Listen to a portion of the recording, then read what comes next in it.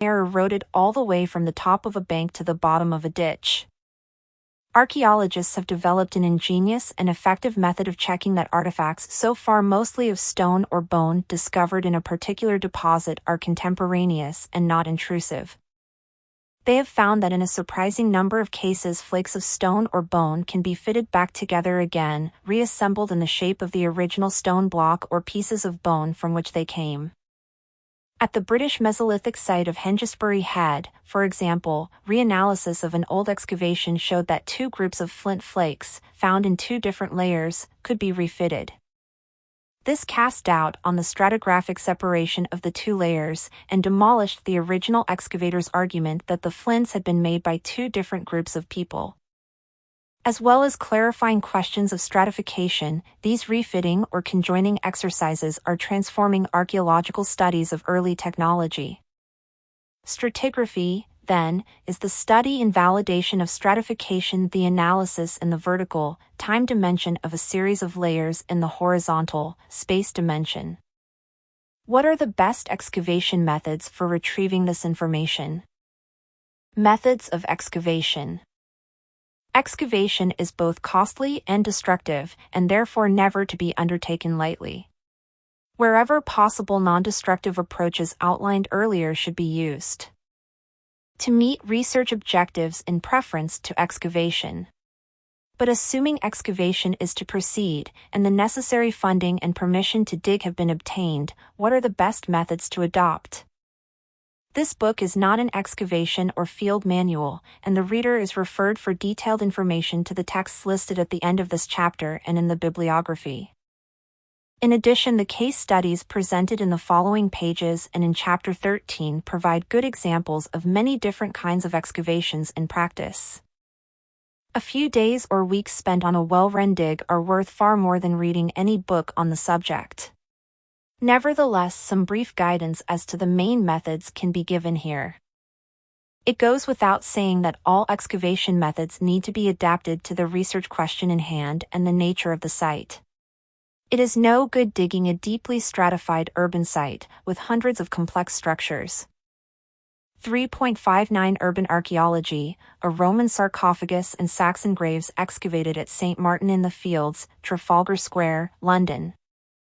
Thousands of intercutting pits, and tens of thousands of artifacts, as if it were the same as a shallow Paleolithic open site where only one or two structures and a few hundred artifacts may survive. On the Paleolithic site, for example, one has some hope of uncovering all the structures and recording the exact position or provenience, vertically and horizontally, of each and every artifact. On the urban site, one has no chance of doing this, given time and funding constraints. Instead, one has to adopt a sampling strategy, and only key artifacts such as coins will have their provenience recorded with three-dimensional precision. The remainder being allocated simply to the layer and perhaps the grid square in which they were found. One should note, however, that we have already reintroduced the idea of the vertical and horizontal dimensions. These are as crucial to the methods of excavation as they are to the principles behind excavation. Broadly speaking, one can divide excavation techniques into 1. Those that emphasize the vertical dimension, by cutting into deep deposits to reveal stratification. 2. Those that emphasize the horizontal dimension, by opening up large areas of a particular layer to reveal the spatial relationships between artifacts and features in that layer. Most excavators employ a combination of both strategies, but there are different ways of achieving this. All presuppose that the site has been surveyed and a grid of squares created to aid in accurate recording. The site grid is laid out from a datum, which is simply a selected location that serves as a reference point for all horizontal and vertical measurements taken at the site, so that the site can be accurately mapped and the exact location of any artifact or feature can be recorded in 3 dimensions. Increasingly, the use of a total station is removing the need to lay out a grid. The Wheeler box grid seeks to satisfy both vertical and horizontal requirements by retaining intact blocks of earth between the squares of the grid so that different layers can be traced and correlated across the site in vertical profiles. Once the general extent and layout of the site have been ascertained, some of the box can be removed and the squares joined into an open excavation to expose any features that are of special interest. The box grid method is still widely used in parts of South Asia where it was introduced by Wheeler in the 1940s. It remains popular as it enables large numbers of untrained workers in individual boxes to be easily supervised by small numbers of staff. Advocates of open-area excavation, such as the English excavator Philip Barker, criticize the Wheeler method, arguing that the box are invariably in the wrong place or wrongly orientated to illustrate the relationships required from sections, and that they prevent the distinguishing of spatial patterning over large areas. It is far better, these critics say, not to have such permanent or semi-permanent box, but to open up large areas and only to cut vertical sections where they are needed to elucidate particularly complex stratigraphic relationships. Apart from these running sections, the vertical dimension is recorded by accurate three-dimensional measurements as the dig proceeds and reconstructed on paper after the end of the excavation. The introduction since Wheeler's day of more advanced recording methods, including field computers, makes this more demanding open-area method feasible, and it has become the norm in much of British archaeology.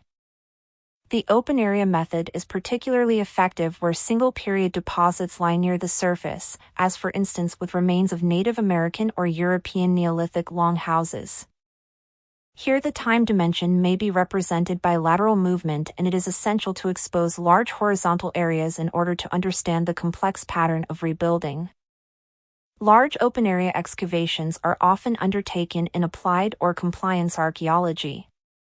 When land is going to be destroyed, otherwise farmers are naturally opposed to stripping large areas of plodisturbed soil. 3.60 box grid excavation trenches at Anuradhapura's Abhayagiri Buddhist Monastery, Sri Lanka. The earth left intact in between excavation squares allows different layers to be traced and correlated across the site in vertical profiles. Underwater archaeology.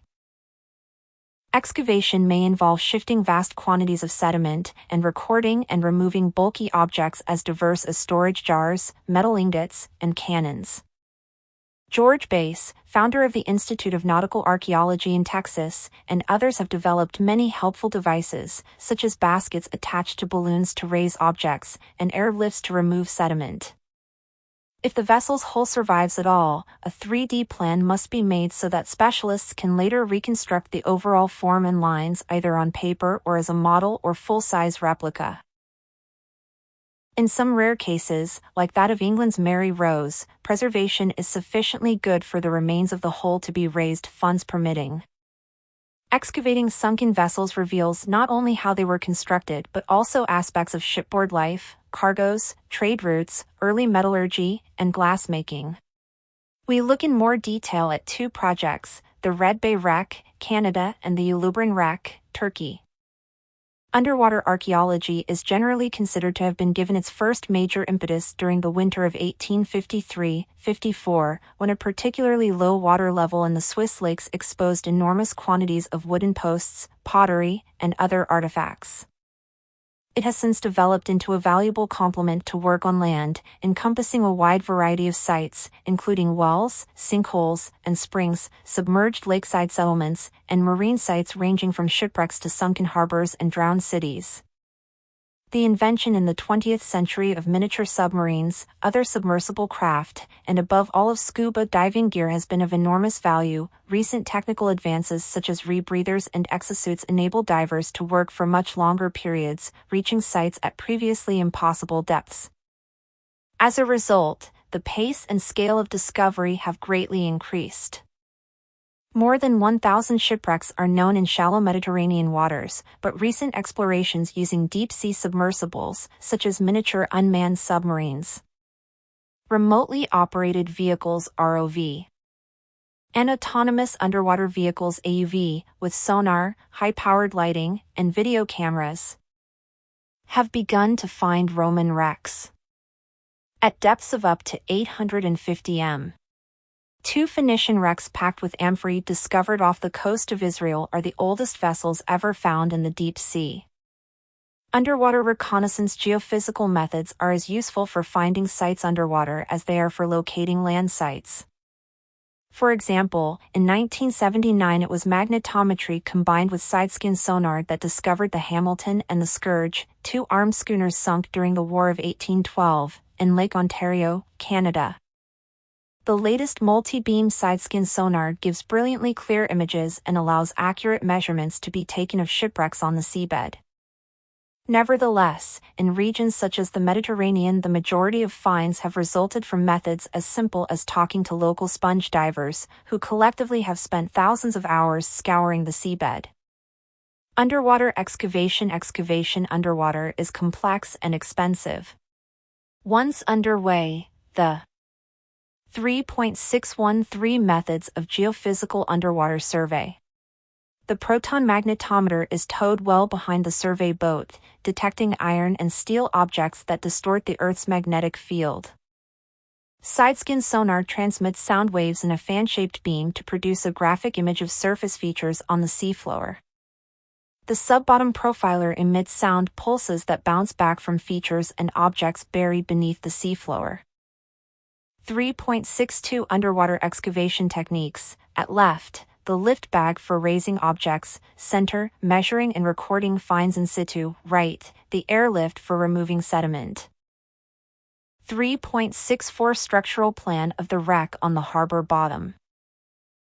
3.63 Project Director Robert Granier examines the remains of an astrolabe. From Red Bay. Underwater archaeology, in conjunction with archival research and land archaeology, has yielded a detailed picture of whaling undertaken by Basque fishermen at Red Bay, Labrador, in the 16th century AD. The Basques were the largest suppliers to Europe at this time of whale oil, an important commodity used for lighting and in products such as soap. In 1977, prompted by the discovery in Spanish archives that Red Bay had been an important whaling center, the Canadian archaeologist James A. Tuck began an excavation on the island closing Red Bay Harbor. Here he found remains of structures for rendering blubber into whale oil. The next year, Robert Granier led a team of Parks Canada underwater archaeologists in search of the Basque galleon San Juan, which the archive said had sunk in the harbor in 1565. Discovery and excavation. A wreck believed to be that of the San Juan was located at a depth of 10 m by towing a diver behind a small boat. A feasibility study carried out in 1979 confirmed the site's potential, and from 1980 to 1985 Parks Canada undertook a survey and excavation project that employed up to 15 underwater archaeologists, backed up by 25 support staff, including conservators, draftspersons, and photographers. 3 more galleons were discovered in the harbor, however, only the San Juan was completely excavated. The dig was controlled from a specially equipped barge anchored above the site, which contained a workshop, storage baths for artifacts, a crane for lifting timbers, and a compressor able to run 12 airlifts for removing silt. Seawater was heated on board and pumped down through hoses direct to the divers' suits to maintain body warmth in the near-freezing conditions, allowing for 14,000 hours of diving. An important technique devised during the project was the use of latex rubber to mold sections of the ship's timbers in position underwater, thereby reproducing accurately the hull shape and details such as tool marks and wood grain. The timbers were then raised to the surface for precise recording and later reburied on site. Excavating the Red Bay wreck. United States. Canada.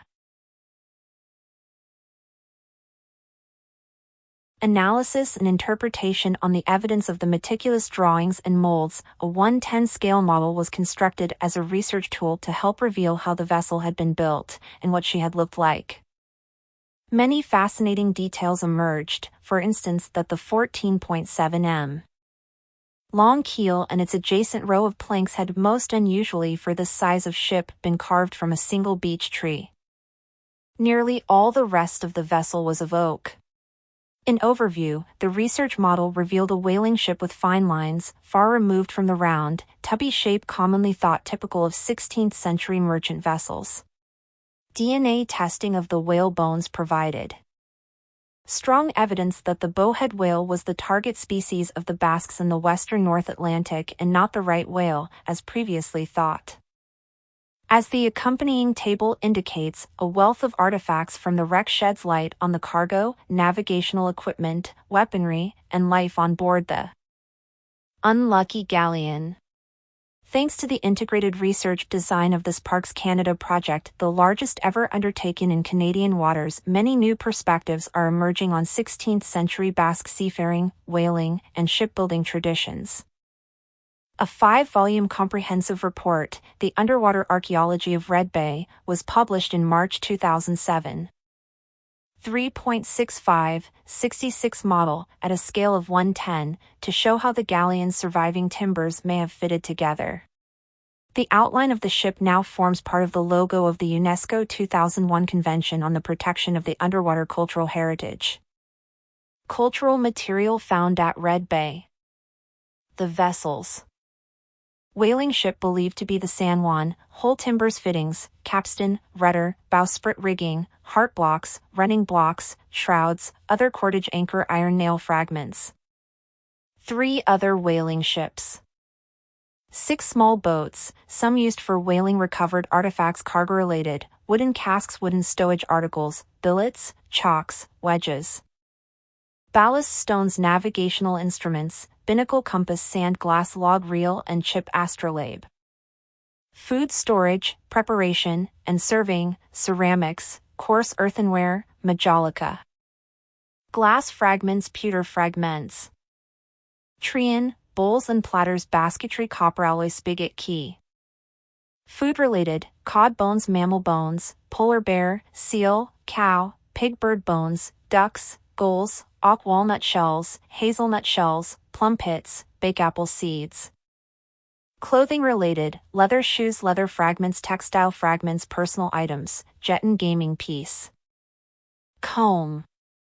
Weaponry-related, verso. Lead shot cannonballs wooden arrow. Tool-related, wooden tool handles brushes grindstone. Building material, ceramic roof tile fragments.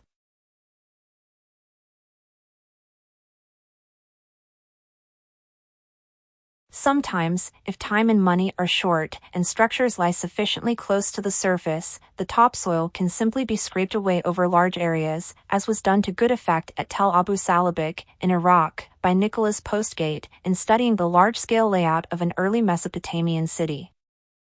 In Britain, a method known as strip map and sample is used, which allows large areas to be investigated and relationships between features and finds to be assessed.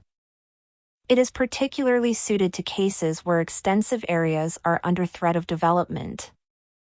The strip involves removing the top layer, often a plowsoil, with a mechanical excavator. The exposed surface is then cleaned manually and any archaeological features are mapped using survey technology such as GPS or total stations, drawn, and photographed. An accurate site plan is then compiled, showing the relations between the remains. Decisions are then made as to which features to excavate. This is the sample process. With the sampling level generally agreed in consultation with the local county archaeologist. 3.67 The Native American site of Coster, in the Illinois River Valley, large horizontal areas were uncovered to locate living floors and activity zones. However, so that the vertical dimension could be analyzed at the steep site, high steps were cut as the excavation descended. At this complex site 14 occupation levels were identified, dating from circa 7500 BC to AD 1200. 3.68 Excavation using a cofferdam, the wreck of the merchant brig designated YO-88 at Yorktown, Virginia, scuttled during the Revolutionary War. Here the cofferdam was employed in order to clear murky water, creating optimum conditions for thorough underwater excavation of the vessel. No single method, however, is ever going to be universally applicable. The rigid box grid, for instance, has rarely been employed to excavate very deep sites, such as Near Eastern tells, because the trench squares rapidly become uncomfortable and dangerous as the dig proceeds downward. One solution commonly adopted is step trenching, with a large area opened at the top which gradually narrows as the dig descends in a series of large steps. This technique was used effectively at the Koster site, Illinois. Another solution to the problem of dangerously deep excavations, successfully adopted on the salvage excavations at Coppergate, York and Billingsgate, London, is to build a cofferdam of sheet piling around the area to be dug. Cofferdams have also been used in shipwreck excavations, either simply to control the flow of water as on a Revolutionary War wreck at Yorktown, Virginia, or to pump out the water altogether. Cofferdams are expensive and the dig must be well funded.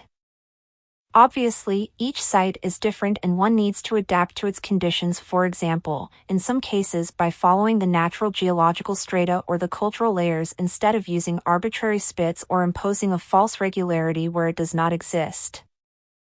Whatever the method of excavation, and the illustrations on page 123 show other techniques, e.g. for the excavation of burial mounds and cave sites, a dig is only as good as its methods of recovery and recording.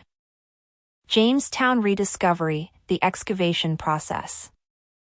On May 13, 1607, 100 Englishmen established a settlement on Jamestown Island in Virginia. Soon under attack from Native Americans, these gentlemen, soldiers, and laborers quickly built a wooden fort. Periodic resupply of settlers and stores, investment by the sponsoring Virginia Company of London, and the discovery of a cash crop, tobacco, kept the venture alive. Ultimately, Jamestown proved to be the first permanent English colony and so the birthplace of modern America and the British Empire.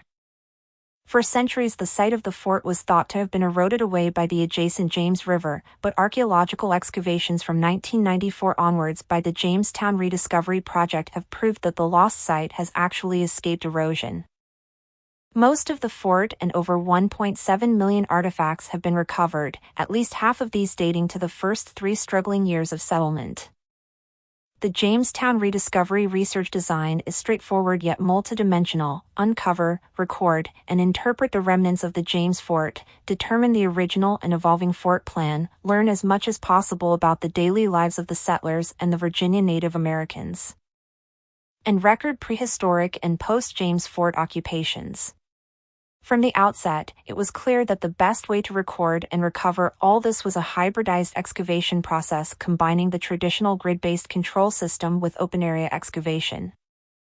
A thorough documentary search was also essential, both to pinpoint the areas to investigate and to continually reassess the records in light of new and more complex questions raised by the digging. The ongoing field process: initially, a grid of 3 squares is employed in each area to be excavated, facilitating the recording of artifacts deposited in post-fort layers, usually 18th to 19th century plowed soil, or soil deposited in 1861. During the construction of a Civil War earthwork. Once the 17th century level is exposed, the traditional grid is replaced with a feature-based open-area recording method. At this stage, both physical remains and variations in soil color and texture. 3.69 Grid-based and open-area excavations at the fort. Vov. NC. MD. Jamestown. Together delineate features, building foundations, fireplaces, post holes, cellars, wells, pits, ditches, and graves.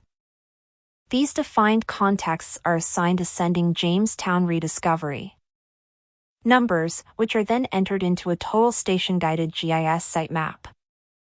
The size and shape of the open area depends on the extent of clearly defined features such as rectangular configurations of post holes or other aligned and related deposits.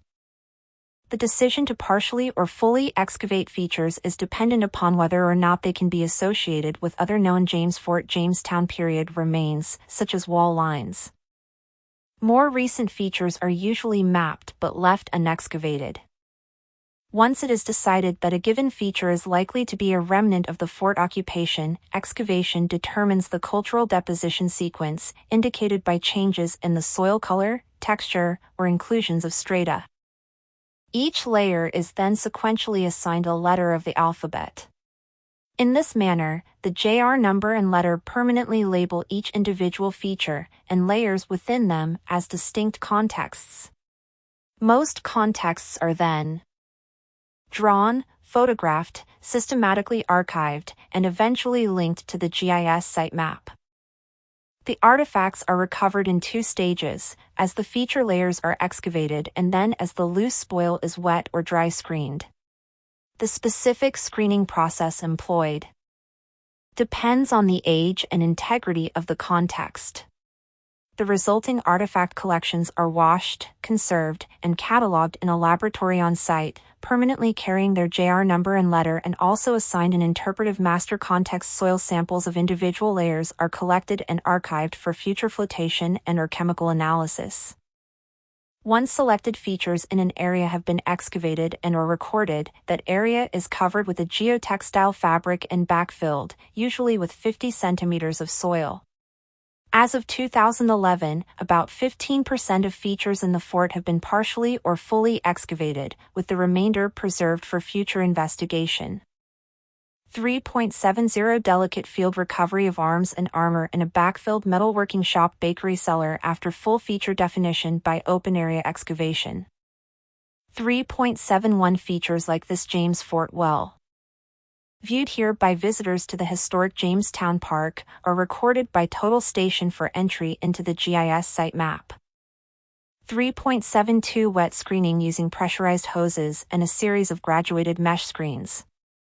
The digital catalog is linked to the GIS sitemap so that plans, photos, and artifacts can be interpreted at a single computer station.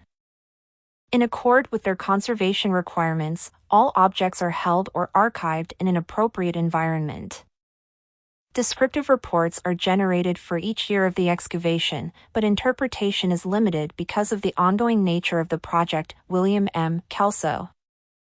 Collections management. After initial cleaning, artifacts are sorted according to conservation requirements, balancing the need for rescue and long-term preservation with interpretive potential. A number of techniques, including X-ray recording and mechanical chemical treatments, are applied to metallic objects and organic materials. The computer cataloging program is straightforward and searchable, utilizing minimal attribute fields, but with the ability to enter other useful data in a separate field to facilitate analysis and publication. 3.73 GIS sitemap. Of the James Fort open area excavations, 1994-2011. 3.74 The Jamestown Research Collection. In the climate-controlled vault during the catalog and comparative context stage of analysis. 00. Grid areas excavated between 1994 and 2011. Features shown in red are circa James Fort period. 100 feet 30 m. N. Excavating the Amesbury Archer. The burial of the individual who has come to be known as the Amesbury Archer was found 5 kilometers from Stonehenge and is one of the most well-furnished bell beaker burials ever discovered in Europe. The archaeological evidence indicates that the individual was a 45-year-old man who died circa 2380, 2290 calories BC, a century or two after the main building phase at Stonehenge, and had the status of a warrior and a metalworker. The grave was discovered next to another, 3 m away, in a routine developer-funded excavation by the independent unit Wessex Archaeology before a new school was built. The topsoil was removed using a mechanical excavator, and all the archaeological features visible as dark marks against the chalk were surveyed using a Total Station. Standard excavation and recording methods were used. The graves were assigned numbers sequentially, and the shape of each was planned before excavation. The soil was removed with a mattock until the first objects were found. After that, excavation was by trowel, small metal tools and paint brushes. A wooden chamber had been built in the grave of the Amesbury Archer. The gap between this and the natural chalk had been packed with loose chalk. The skeleton was planned in a scaled drawing and photographed. Its condition was also recorded. Initially, soil samples were taken from around the throat, stomach, hands, and feet. This is done routinely when excavating burials to make sure that small bones that might not be seen during excavation are retrieved. Each sample is given a unique number and is later wet screened in the laboratory. When the bones of the skeleton were removed, they were put into bags in anatomical groups to speed up future analysis. However, the discovery of a gold ornament in the grave put a different complexion on the excavation. On the basis that these ornaments might be anticipated to occur in pairs and that they were also likely to be found in a burial of high social status, it was decided to retain all the soil from the grave in addition to the samples previously taken. Soil that had already been removed from the grave and deposited nearby was retrieved, and all the soil from the grave was subsequently wet screened for artifact retrieval. 3.77 only 22 millimeters long, the gold ornaments from the grave are some of the oldest gold objects yet found in Britain. 3.78 The Amesbury Archer.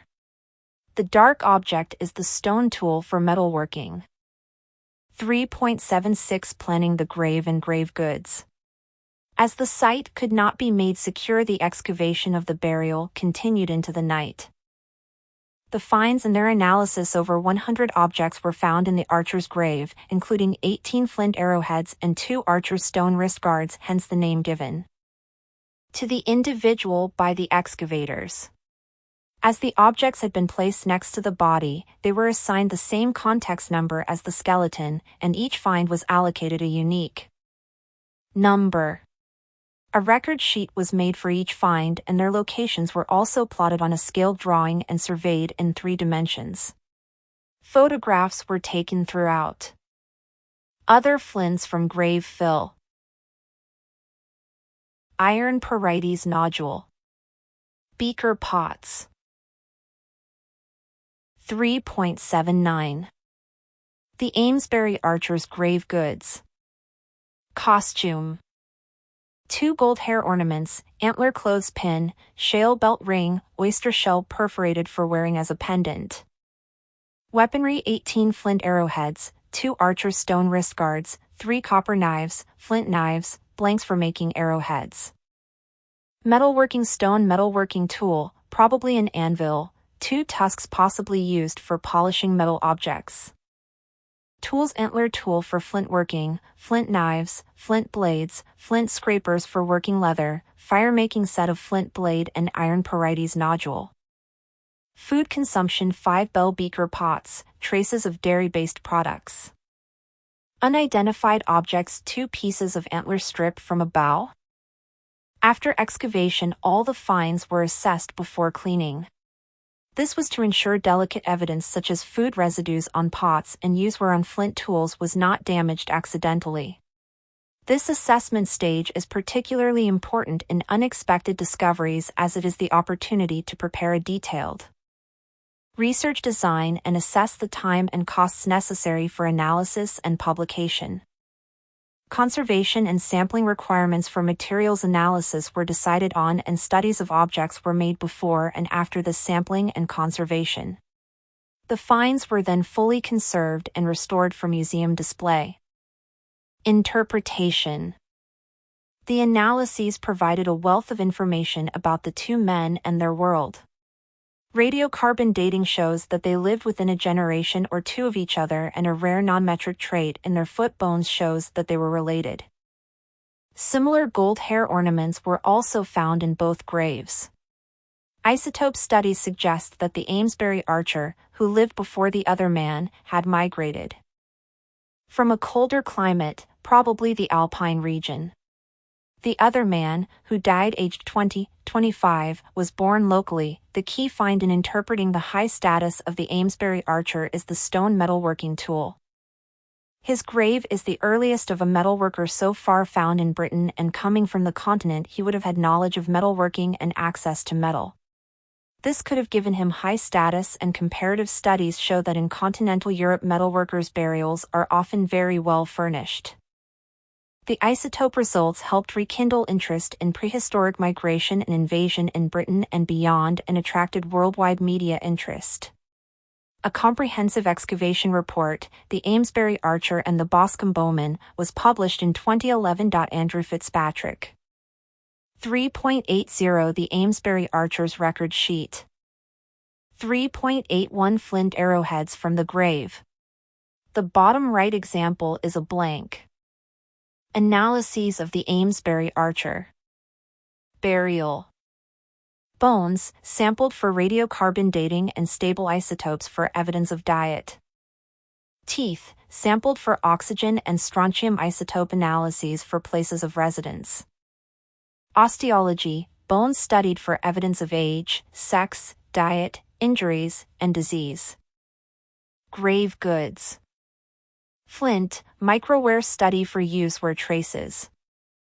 Pottery, lipid analysis for traces of contents and thin sectioning for place of manufacture. Copper knives and gold ornaments. X-ray fluorescence to determine metal content and origins of metal. Stone archer's wrist guard and stone tool for metalworking, XRF for type of stone and any traces of metal embedded in the metalworking tool. Shale belt ring. Scanning electron microscope. An energy dispersive X-ray spectroscopy. Analysis for chemical composition and origin. Conservation, identified traces of the wooden handles of the copper knives. Restoration, for museum display. Since excavation involves destruction of much of the evidence, it is an unrepeatable exercise. Well-thought-out recovery methods are essential, and careful records must be kept of every stage of the dig. Recovery and recording of the evidence. As we saw above, different sites have different requirements. One should aim to recover and plot the three-dimensional provenience of every artifact from a shallow single-period Paleolithic or Neolithic site, an objective that is simply not feasible for the urban archaeologist. On both types of site, a decision may be made to save time by using mechanical diggers to remove topsoil. But thereafter the Paleolithic or Neolithic specialist will usually want to screen as much excavated soil as possible in order to recover tiny artifacts, animal bones, and, in the case of wet screening, plant remains. The urban archaeologist, on the other hand, will only be able to adopt screening much more selectively, as part of a sampling strategy, for instance where plant remains can be expected to survive, as in a latrine or garbage pit. Decisions need to be made about the type of screening to be undertaken, the size of the screen and its mesh, and whether dry or wet screening will yield the best results. 3.82 84 Excavation methods. Sectioning a burial mound at Moundville, Alabama. 6 stages of the quadrant method for excavating burial mounds. The objective is to expose subsurface features while retaining 4 transverse sections for stratigraphic analysis. Excavators at work in Blombos Cave, South Africa. Cave excavations pose numerous challenges, not least due to the often poorly lit and confined conditions. Cave sediments can be very complex, with barely perceptible changes from one layer to the next, so meticulous recording controls are needed. 3.85 Screening. Archaeologists at Hawafti Cave in northeast Libya screen excavated dirt through a mesh to recover tiny artifacts, animal bones and other remains. At every stage of the excavation as the burial is uncovered, a software program called Photoscan can then generate the 3D contours of the burial from the photos, as well as digitized plans of the skeleton. The method need not only be applied to small-scale digs or individual features. It is now being extended to entire excavations, for example at the Budello II site in Belgium, a 12th, 13th century Cistercian abbey on reclaimed medieval wetland. During an excavation campaign in 2012, a 60m-long soil profile and all unearthed brick structures were recorded both by image-based 3D modeling and by traditional manual recording techniques, plus oblique photography. The work then proceeded to a complete 3D recording of the excavation. Everything that would normally have been recorded on paper was logged digitally. Manual recording was thus relegated to a backup system. To generate a 3D model, an overlapping set of high-quality photos and at least 3 ground control points with known x, y, and z coordinates are required. In order to achieve an absolute georeferencing of the scene so that accurate metric information can be obtained, and so that orthophotos and digital surface models can be computed, the Photoskin software generates the 3D models, which are processed immediately after the recording. The orthophotos and the DSMs are used as an excavation plan in the field. The automated process makes it possible to process the data overnight, so they are ready for use in the field the next day as low-resolution models. Production of high-resolution models takes far more time and can only be obtained after the fieldwork season is complete. Labels, notes, descriptions and interpretations are still necessary in the course of any excavation, and these more subjective aspects cannot be added immediately to the recording, hence they need to be stored elsewhere and linked to the excavation record later. Such data are therefore first stored in database forms on tablet PCs. These are now sufficiently robust and cheap for use in the field, and have already proved invaluable at many sites, for example at Pompeii, where Apple iPads replaced field notebooks some years ago. In short, new technology is encouraging a significant improvement in the quality of recording in comparison with traditional methods, especially as the latter are often subject to error. The accurate documentation of 3D shape and texture is of great importance in archaeology. The combination of accurate metrics, 3D shape and detailed texture produces a far more objective and reliable record of an excavation, which can be virtually revisited. One can walk over the excavation surface or along profiles again. Using a digital format is time efficient, as these digital recording tools record information about an excavated. Naturally, all these factors will depend on the resources of the excavation project, the period and scale of the site, whether it is dry or waterlogged, and what kind of material can be expected to have survived and to be retrievable. Once an artifact has been recovered, and its provenience recorded, it must be given a number which is entered in a catalog book or field computer and on the bag in which it is to be stored. Day-to-day progress of the dig is recorded in site notebooks, or on data sheets pre-printed with specific questions to be answered. Unlike artifacts, which can be removed for later analysis, features and structures usually have to be left where they were found, or destroyed as the excavation proceeds to another layer. It is thus imperative to record them, not simply by written description in site notebooks, but by accurately scaled drawings and photography. The same applies to vertical profiles, and for each horizontally exposed layer, good overhead photographs taken from a stand or tethered balloon are also essential. Excavating in the digital age. The development of new digital technologies has revolutionized archaeology in recent years, particularly where excavation and site recording are concerned. Image-based 3D modeling is proving of special importance. Since digging is by its very nature destructive, a method that can accurately record and hence preserve the site is of great value. The new technology allows the archaeologist to move away from the traditional 2D record to a 3D one, which can enhance current and future understanding of the site. There is no longer any need for the time-consuming process of drawing by hand, at which few people were really skilled, as archaeological recording becomes paperless. 3D computer-generated models of excavations are created before the work starts, and then every stage of the excavation is documented in the same way as with paper recording as work progresses. At the end of the day, everyone involved in the work can visit the virtual dig, as if they were standing on the site itself as the work took place. They can thus examine the evidence as it appears, and pool their expertise to interpret it.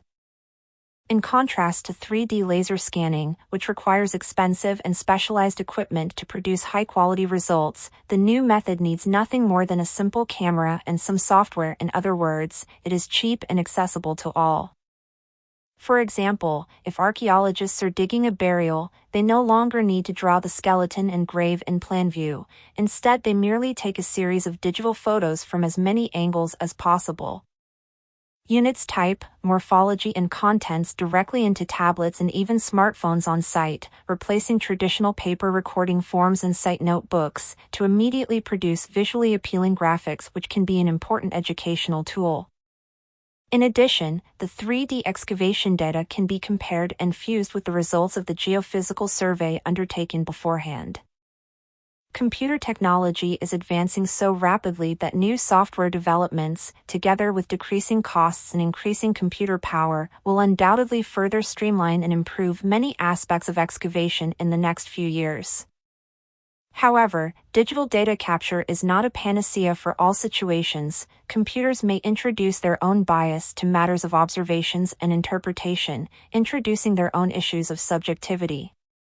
Archaeologists need always to carefully consider what a digital output is actually telling them. It is the site notebooks, scaled drawings, photographs, and digital media in addition to recovered artifacts, animal bones, and plant remains that form the total record of the excavation, the basis of all interpretations of the site. This post-excavation analysis will take many 3.86 the 60 m. long excavation trench at the Budello 2 site in Belgium was fully recorded using image-based 3D modeling. At left is an orthophoto of the entire trench with archaeological features delineated. At right is the corresponding digital surface model. For this layer of the site alone, the 3D model is formed from around 300 photos and 150 ground control points. The data from each day were processed overnight, allowing for checking of the output of the recordings and also next-day use of the latest orthophoto and DSM on site, in place of a traditional excavation plan. 3.8789 The recording of a single brick structure from Budello 2, the excavation process is visualized in a series of orthophotos and corresponding digital surface models, and vertical ortho images show the structure in profile from all four sides. Vertical ortho image of a section from the site, and a digital drawing derived from this image. Height high, 3.75. Low, 3.35. 0. 0. 0. 0. 15 feet. 12 inches. 5 m. 30 centimeters. N. N. North profile. South profile. East profile. West profile. 0. 0. 0.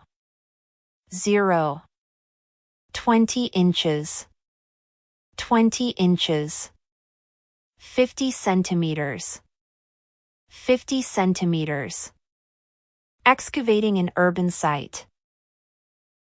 Archaeological sites in continuously occupied towns and cities present two special challenges. The first is how to identify, record and interpret the features left by centuries of building and rebuilding, which may result in meters of complex archaeology.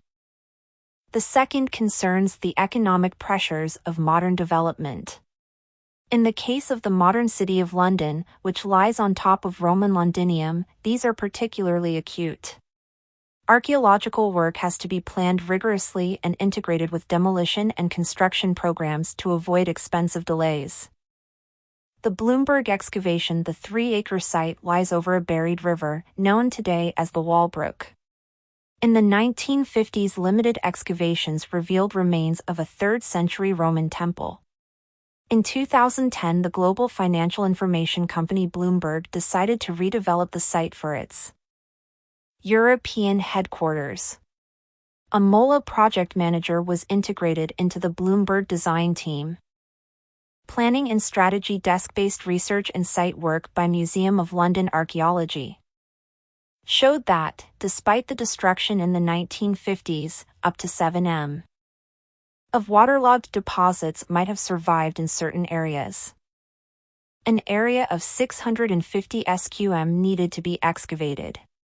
The first challenge was to find a way to secure the edges of this deep excavation without destroying significant archaeological deposits in the process. Temporary trenches were opened and borehole probing undertaken, allowing hard obstructions, such as Roman timber and medieval masonry, to be located. 3.91 A team of 50 archaeologists from MOLA excavated the Bloomberg London site for over 6 months. It is the most extensive and important excavation to take place in the City of London for 20 years. 3.92 A phase plan of part of the site, illustrating Roman masonry walls, timbers and floor surfaces, generated from digitized records. The numbers indicate ground levels in meters. 3.90 Roman London was occupied for nearly 400 years, leaving deep and complex archaeological deposits. These survive under the modern City of London, creating unique challenges for archaeologists. United Kingdom London.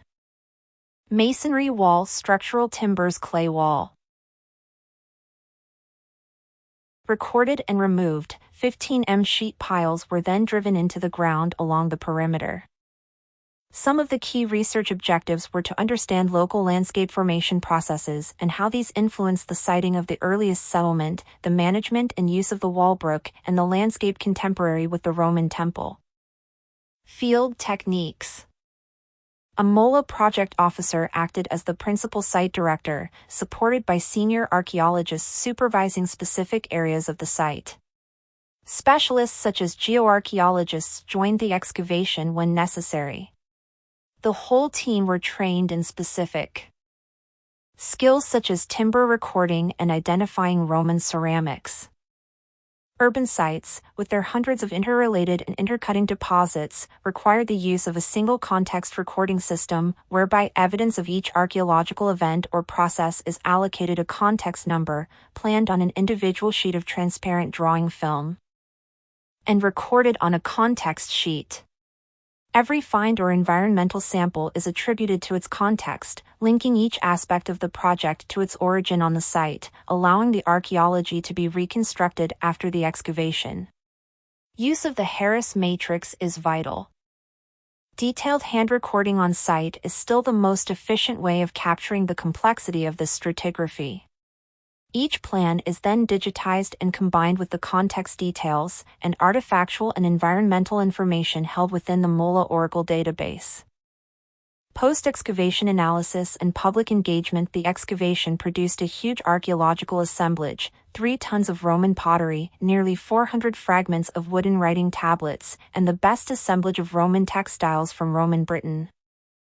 The project officer and senior archaeologists conduct the post-excavation analysis, checking the site archive and producing site-wide Harris matrices to enable assessment of artifacts and environmental data.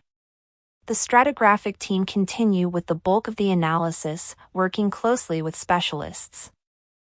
This analysis phase will lead to 3 monographs for publication by 2017, covering the stratigraphic sequence, the finds, and the writing tablets. The project also employed a public engagement strategy, involving creating the Walbrook Discovery Program blog, professionally video recording the excavation and interviews with site staff, and an oral history project which includes interviews with the archaeologist Ivor Noel Hume, who worked on the site in 1954 and will embrace the memories of visitors to the 1950s temple excavations. Sophie Jackson. 3.95 The GIS can be interrogated to provide sophisticated analysis of the distribute but-ion of artifacts, archaeological features and environmental material. In this view, all of the Roman timbers have been highlighted. These were archaeologically surveyed on site and the data added to the GIS, with corresponding context information and dendrochronological dates. 3.93, 94 This leather shoe and amber gladiatorial amulet were among the 14,000 small finds recovered from the Roman levels of the site. Once conserved, post-excavation analysis will reveal more about these remarkable artifacts. Months, perhaps years, often much longer than the excavation itself. However, some preliminary analysis, particularly sorting and classification of the artifacts, will be made in the field during the course of the excavation. Processing and classification. Like excavation itself, the processing of excavated materials in the field laboratory is a specialized activity that demands careful planning and organization. For example, no archaeologist should undertake the excavation of a wet site without having on hand team members expert in the conservation of waterlogged wood and facilities for coping with such material. Many manuals are now available that deal with such conservation problems. Of course, not only artifacts are recovered, but also ecofacts, and we shall see how they may be selected for dating or for analysis. Only two basic aspects of field laboratory procedure will be discussed briefly here. The first concerns the cleaning of artifacts, the second, artifact classification. In both cases, we would stress the need for the archaeologist always to consider in advance what kinds of questions the newly excavated material might be able to answer. Thorough cleaning of artifacts, for example, is a traditional part of excavations worldwide. But many of the new scientific techniques discussed in Part 2 make it quite evident that artifacts should not necessarily be cleaned thoroughly before a specialist has had a chance to study them. For instance, we now know that food residues are often preserved in pots and possible blood residues on stone tools. The chances of such preservation need to be assessed before evidence is destroyed. Nevertheless, most artifacts eventually have to be cleaned to some degree if they are to be sorted and classified. Initial sorting is into broad categories such as stone tools, pottery, and metal objects. These categories are then subdivided or classified so as to create more manageable groups that can later be analyzed. Classification is commonly done on the basis of three kinds of characteristics or attributes. 1. Surface attributes, 2. Shape attributes, 3. Technological attributes. Artifacts found to share similar attributes are grouped together into artifact types, hence the term typology, which simply refers to the creation of such types. Typology dominated archaeological thinking until the 1950s and still plays an important role. The reason for this is straightforward. Artifacts make up a large part of the archaeological record, and typology helps archaeologists create order in this mass of evidence. As we saw in Chapter 1, C.J. Thomson demonstrated early on that artifacts could be ordered in a 3H system or sequence of stone, bronze, and iron. This discovery underlies the continuing use of typology as a method of dating, of measuring the passage of time. Typology has also been used as a means of defining archaeological entities at a particular moment in time. Groups of artifact types at a particular time and place are termed assemblages, and groups of assemblages have been taken to define archaeological cultures.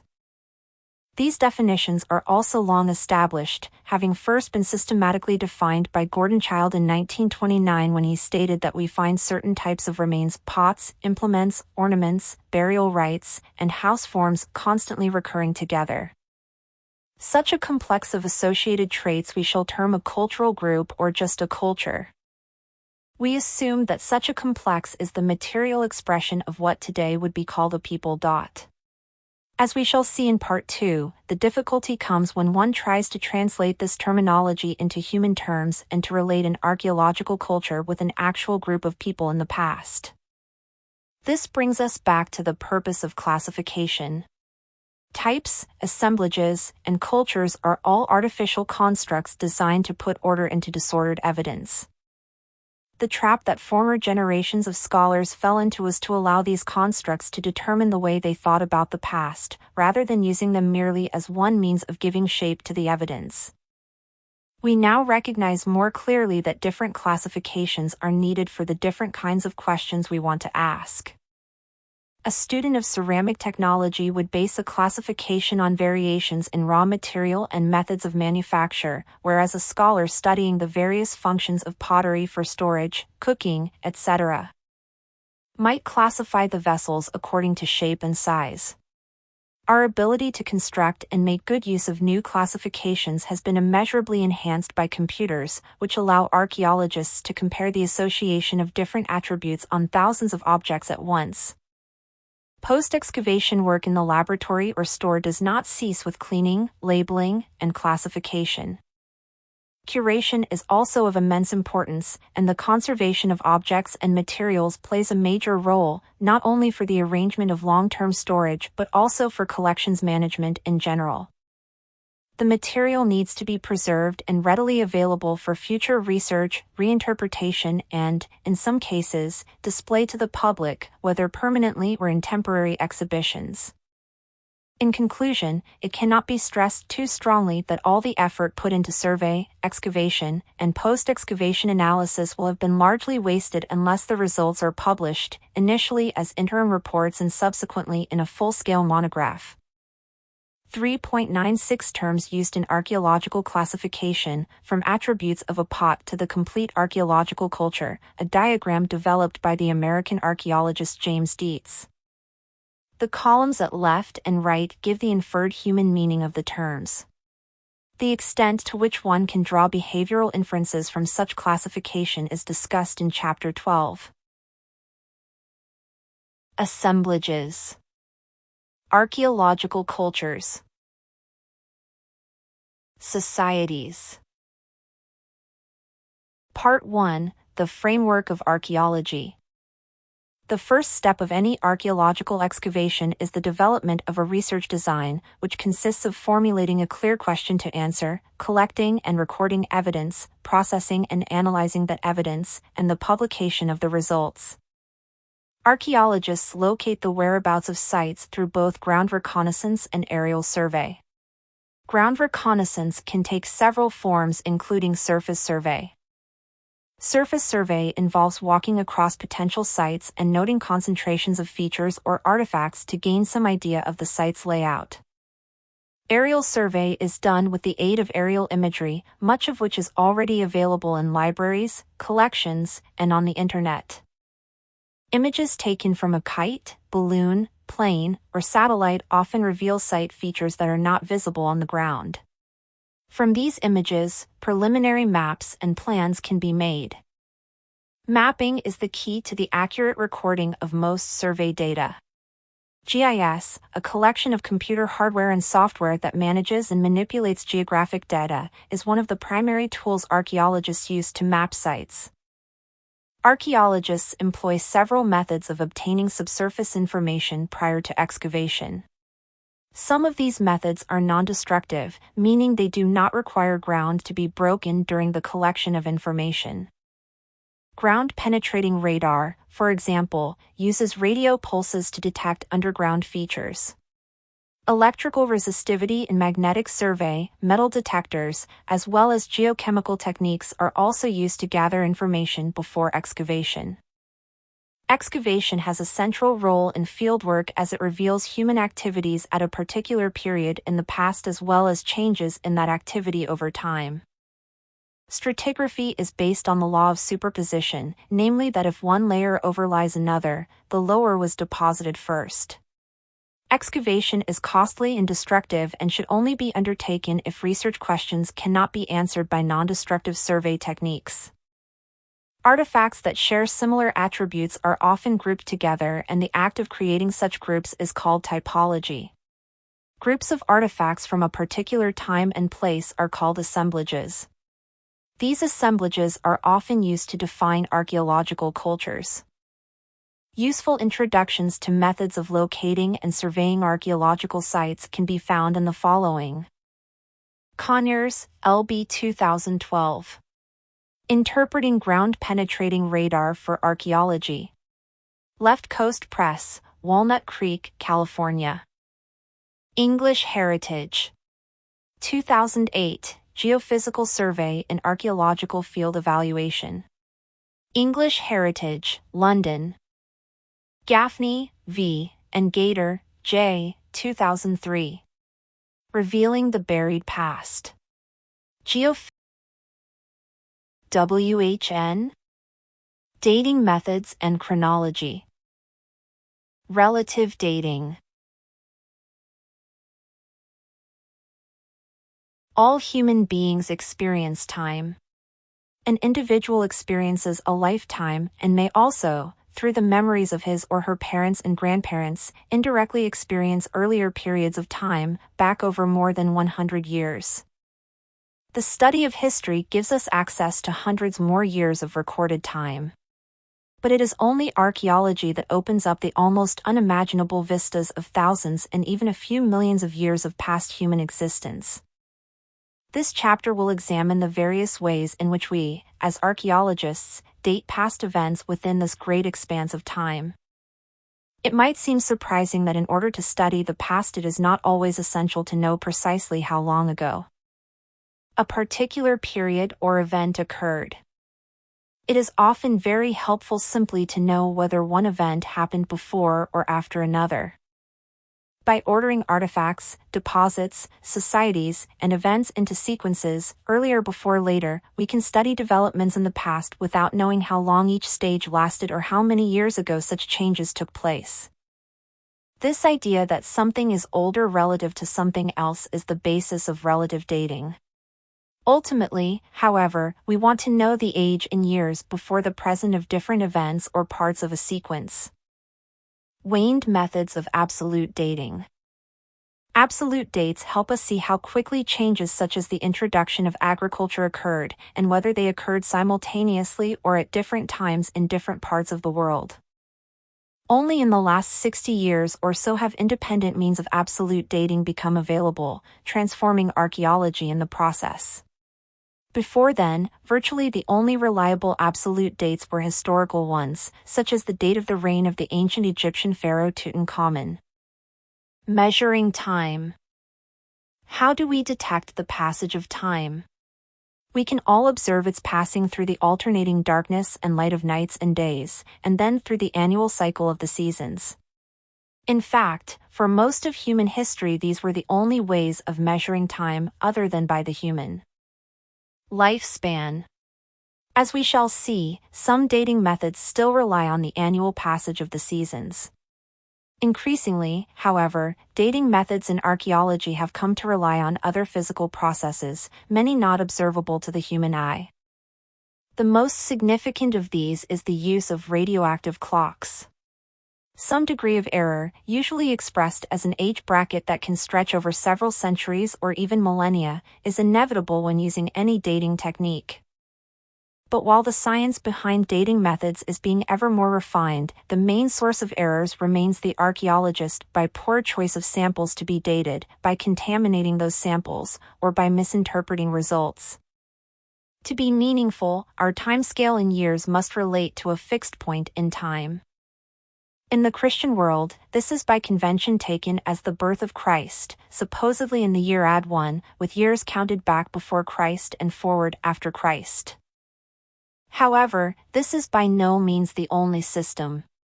In the Muslim world, for example, the basic fixed point is the date of the Prophet's departure from Mecca.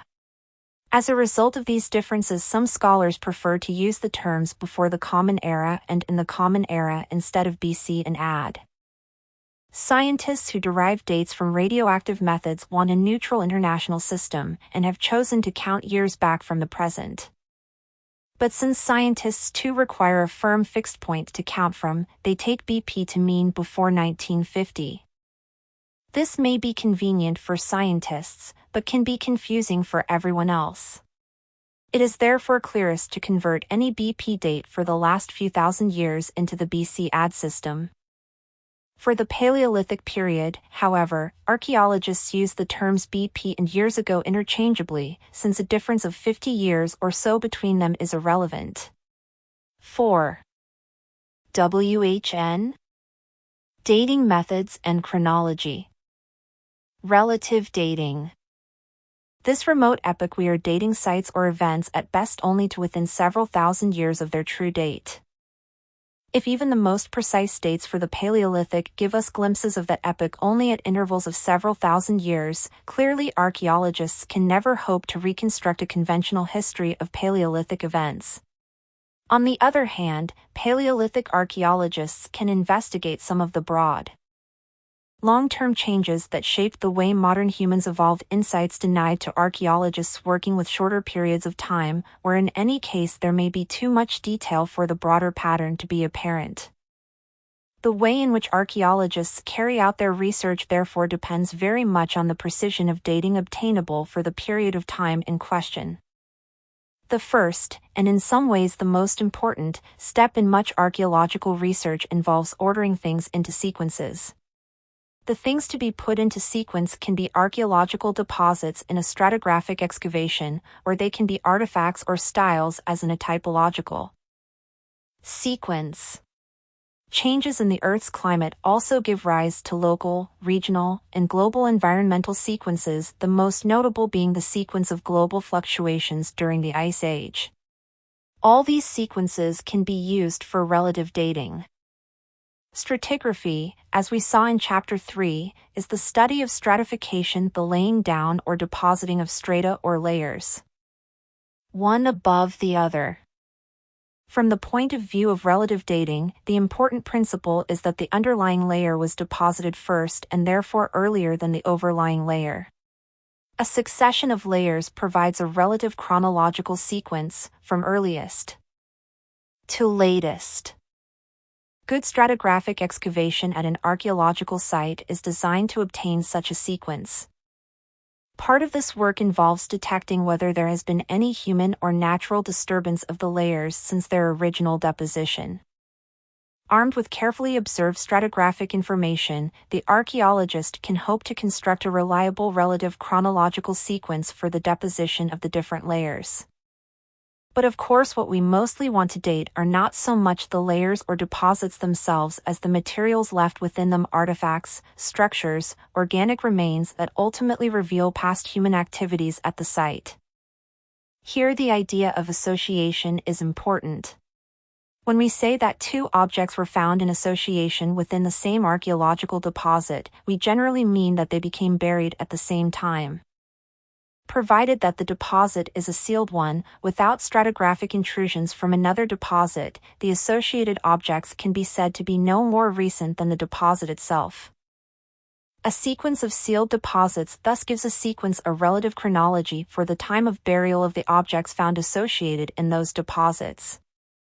This is a crucial concept to grasp, because if one of those objects can later be given an absolute date, then it is possible to assign that absolute date not only to the charcoal but also to the sealed deposit and the other objects associated with it. A series of such dates from different deposits will give an absolute chronology for the whole sequence. This interconnecting of stratigraphic sequences with absolute dating methods provides the most reliable basis for dating archaeological sites and their contents. The example shown opposite is Sir Mortimer Wheeler's drawing of a section across an ancient tell in the Indus Valley. The site has been disturbed by more recent pits, but the sequence of layers is still visible, and the Harappan seal, of known age and found in an undisturbed context in Layer 8, helps to date that layer and the wall next to it. But there is another important point to consider. So far we have dated, relatively and with luck absolutely, the time of burial of the deposits and their associated material. As we have observed, however, what we want ultimately to reconstruct and date are the past human activities and behavior that those deposits and materials represent. If a deposit is a garbage pit with pottery in it, the deposit itself is of interest as an example of human activity, and the date for it is the date of human use of the pit. This will also be the date of final burial of the pottery, but it will not be the date of human use of that pottery, which could have been in circulation tens or hundreds of years earlier, before being discarded with other garbage in the pit. It is necessary therefore always to be clear about which activity we are trying to date, or can reliably date in the circumstances. Stratigraphy. For point 1, Mortimer Wheeler's drawing of a section across a tell or mound in the Indus Valley. Pit disturbance makes dating difficult, but the Harappan seal, for example, lies in an undisturbed context in Layer 8, and can therefore help date that layer and the wall against which the layer abuts. When we look at the artifacts, buildings, or any of the human creations around us, most of us can mentally arrange them into a rough chronological sequence. One kind of aircraft looks older than another, one set of clothes looks more old-fashioned than the next. How do archaeologists exploit this ability for relative dating? Archaeologists define the form of an artifact such as a pot by its specific attributes of material, shape, and decoration. Several pots with the same attributes constitute a pot type, and typology groups artifacts into such types. Underlying the notion of relative dating through typology are two other ideas. The first is that the products of a given period and place have a recognizable style. Through their distinctive shape and decoration, they are in some sense characteristic of the society that produced them. The archaeologist or anthropologist can often recognize and classify individual artifacts by their style, and hence assign them to a particular place in a typological sequence. The second idea is that the change in style of artifacts is often quite gradual or evolutionary. This idea came from the Darwinian theory of the evolution of species and was used by 19th century archaeologists who applied a very convenient rule that like goes with like. In other words, particular artifacts produced at about the same time are often alike, but those produced several centuries apart will be different as a result of centuries of change. It follows, then, that when studying a series of daggers of unknown date, it is logical first to arrange them in a sequence in such a way that the most closely similar are located beside each other. This is then likely to be the true chronological sequence, because it best reflects the principle that like goes with like. In the diagram overleaf, designs of automobiles and prehistoric European axes have been arranged in a relative chronological sequence. However, the rate of change still has to be deduced from absolute dating methods. For many purposes, the best way to assign a relative date to an artifact is to match it with an artifact already recognized within a well-established typological system. Pottery typologies usually form the backbone of the chronological system, and nearly every area has its own well-established ceramic sequence. One example is the very extensive sequence for the ancient societies of the typological sequences. For point 2, the arrangement of artifact types in a sequence is based on two simple ideas. First, that products of a given period and place have a distinctive style or design, and second, that changes in style are gradual or evolutionary. Gradual changes in design are evident in the history of the prehistoric European axe and of the automobile. However, the rate of change has to be deduced from absolute dating methods. For point 3, pottery typology, as exemplified by this 500-year sequence of Hohokam bowl styles from the American Southwest. Phase, decoration, shape.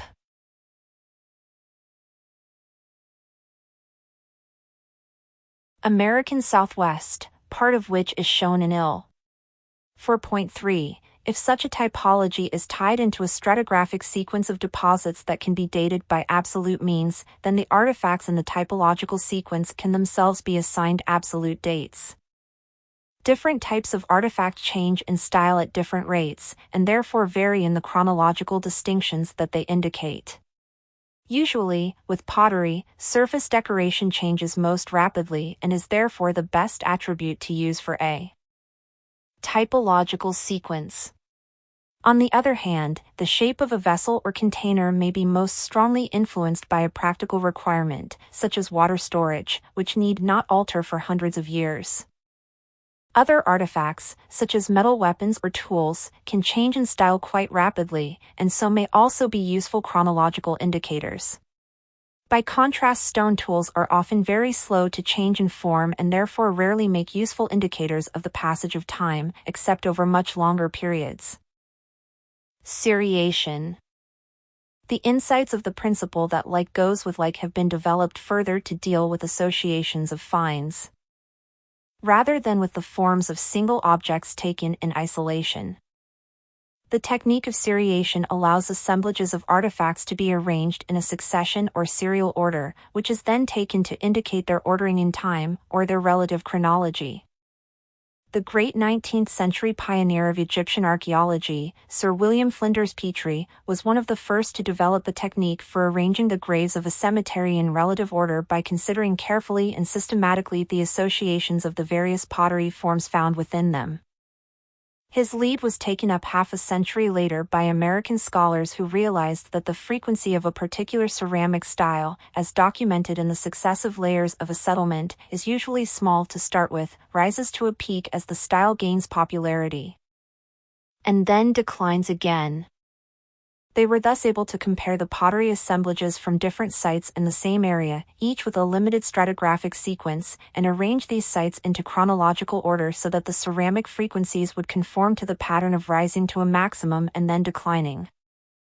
The diagram at right shows how this technique has been applied to changes in the popularity of 3 tombstone designs found in central Connecticut cemeteries dating from 1700 to 1860. The fluctuating fortunes of each design produce characteristic and successive battleship curves. As elsewhere in New England, the death's head design was gradually replaced by the cherub, which in turn was replaced by the urn and willow tree.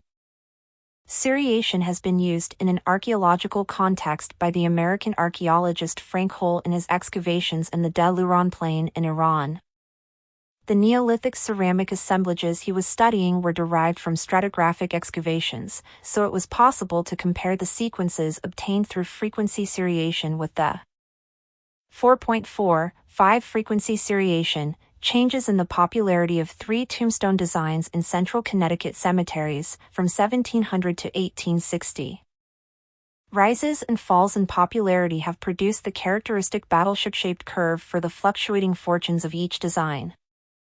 As elsewhere in New England, the death's head design was gradually replaced by the cherub, which in turn was replaced by the urn and willow tree.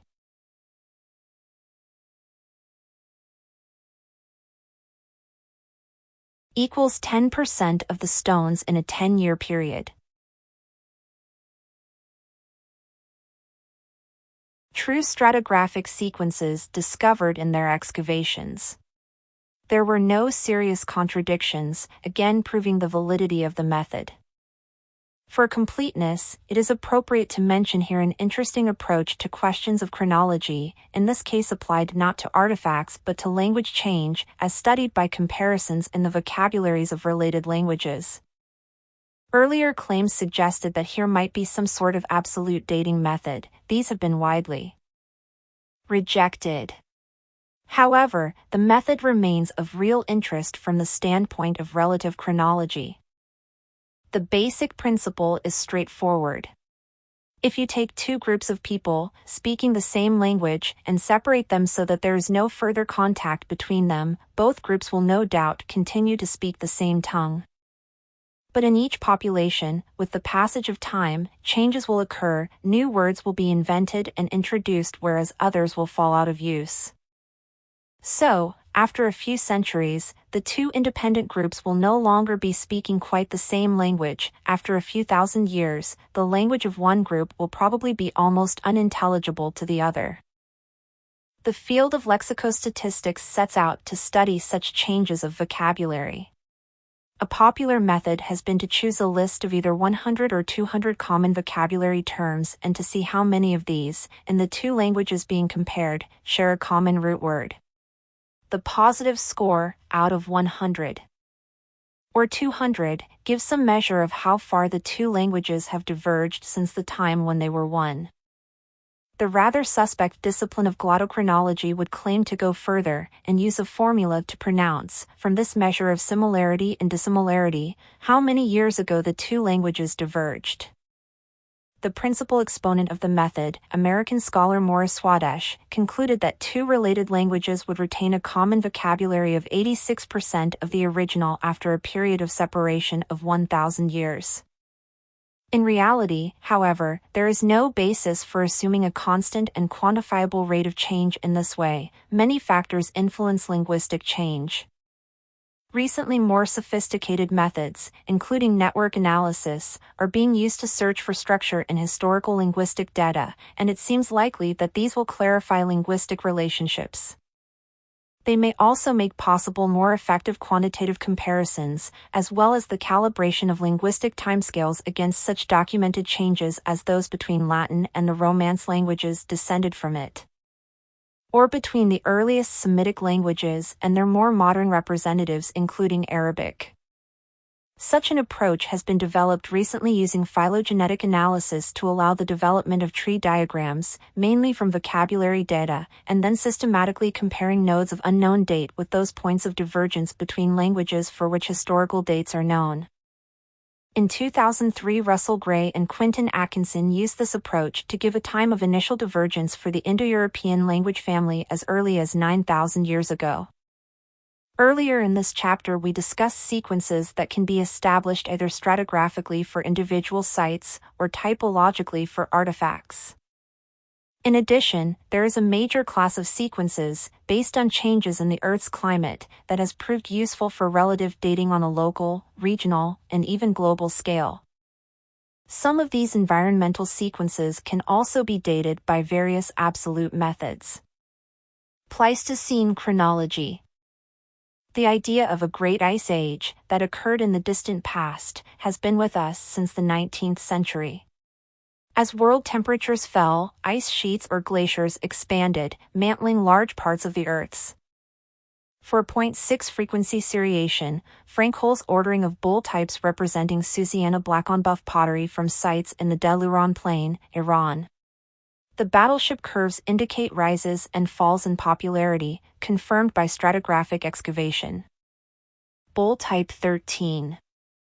Low-necked jars. Bull type 12 bases, Bull type 14, Bull type 14, Bull type 1. Linguistic dating. Climate and chronology. Surface and lowering world sea levels. Early geologists and paleoclimatologists, studying the clear traces in geological deposits, soon realized that the Ice Age was not one long unbroken spell. Instead, it had witnessed what they identified as 4 major glacials, or periods of glacial advance. Punctuating these cold periods were warmer interludes known as interglacials. More minor fluctuations within these major phases were called stadials and interstadials. Until the arrival after World War II of absolute dating methods, such as those based on radioactive clocks, archaeologists depended very largely for their dating of the long Paleolithic period on attempts to correlate archaeological sites with this glacial sequence. Far away from the ice sheets, in regions such as Africa, strenuous efforts were made to link sites with fluctuations in rainfall. The hope was that the fluctuations might somehow themselves be tied in with the glacial sequence. Scientist Shavanauka recognized the thaw fluctuations seen climate during the Ice Age were much more complex than originally thought.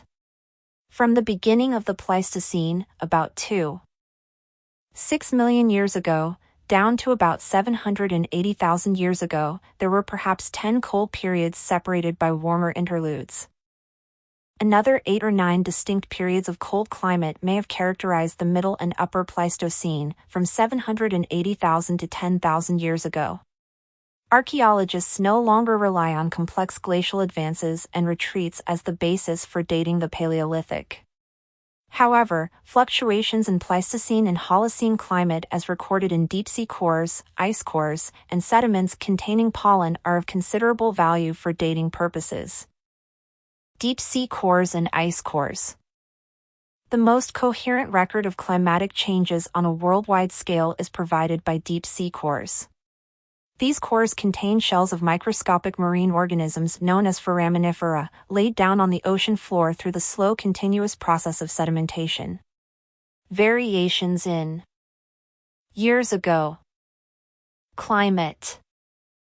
Geological periods. Geological epochs. Glacials. Glacials. ARCHAEOLOGICALSTAGE School. Warm. 10,000. 100,000. 780,000. 2,600,000. Quaternary. Tertiary. Holocene. Upper Pleistocene. Middle Pleistocene. Lower Pleistocene. Worm. Riss. Mindel. Guns. Wisconsin. Illinoisan. Kansan. Nebraskan. Upper Paleolithic, Middle Paleolithic, Lower Paleolithic. The chemical structure of these shells are a good indicator of the sea temperature at the time the organisms were alive. Cold episodes in the deep sea cores relate to glacial periods of ice advance, and the warm episodes to interglacial periods of ice retreat. Radiocarbon and uranium series dating can also be applied to the foraminiferan shells to provide absolute dates for the sequence, which now stretches back 2.3 million years.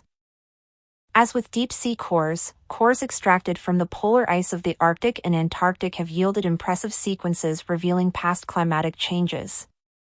The layers of compacted ice represent annual deposits for the last 2,000, 3,000 years that can be counted, thus giving an absolute chronology for this part of the sequence. For earlier time periods, the annual stratification is no longer visible, and dating of the ice cores is much less certain. Good correlations have been made with climatic variations deduced from the study of the deep sea cores. Evidence of major volcanic eruptions can also be preserved in the ice cores, theoretically meaning that particular eruptions, such as the huge Thera eruption in the Aegean roughly 3,500 years ago, can be given a precise absolute date. In practice, though, it is hard to be certain that a volcanic event preserved in the ice actually relates to a particular historically documented eruption. It could relate to an unknown eruption that happened somewhere else in the world. Pollen dating. All flowering plants produce grains called pollen, and these are almost indestructible, surviving for many thousands of years in all types of conditions. The preservation of pollen in bogs and lake sediments has allowed pollen experts to construct detailed sequences of past vegetation and climate. These sequences are an immense help in understanding ancient environments, but they have also been, and to some extent still are, important as a method of relative dating. The best-known pollen sequences are those developed for Northern Europe, where an elaborate succession of so-called pollen zones covers the last 18,000 years or so. By studying pollen samples from a particular site, that site can often be fitted into a broader pollen zone sequence and thus assigned a relative date. Isolated artifacts and finds such as bog bodies discovered in contexts where pollen is preserved can also be dated in the same way. However, it is important to remember that the pollen zones are not uniform across large areas. Regional pollen zone sequences must first be established, and then the sites and finds in the area can be linked to them. If trayering or radiocarbon dates are available for all or part of the sequence, we can work out an absolute chronology for the region. Thanks to the durability of pollen grains, they can yield environmental evidence even as far back as 3 million years ago for sites in East Africa. Different interglacial periods in areas such as Northern Europe have also been shown to have characteristic pollen sequences, which means that the pollen evidence at an individual site in the area can sometimes be matched to a particular interglacial, a useful dating mechanism since radiocarbon cannot be used for these early time periods. While relative dating methods can be extremely useful, archaeologists ultimately want to know how old sequences, sites, and artifacts are in calendar years. To achieve this, they need to use methods of absolute dating. The three most commonly used and most important to the archaeologist are calendars and historical chronologies, trayering dating, and radiocarbon dating. For the Paleolithic period, potassium-argon dating and uranium series dating are vital. Genetic dating is also now used to date population events. 4.9-10 Summary of the main techniques available for the dating of different archaeological materials. Chronological table summarizing the spans of time for which different absolute dating methods apply. 4.8 Foraminifera. These tiny shells form the deep-sea sediments of the ocean floor. Analysis of shells in successive sediment layers gives a record of world sea temperature change. Absolute dating. Dating method. Trayering. Radiocarbon. Potassium-argon, argon-argon. Uranium series. Thermoluminescence. Precision. 1 year. Many complicating factors, but often with ink. 50, 100 years. Plus or minus 10%. Plus or minus 1, 2%. Plus or minus 5, 10% on site, 25% otherwise. Material. Wood. Organic materials.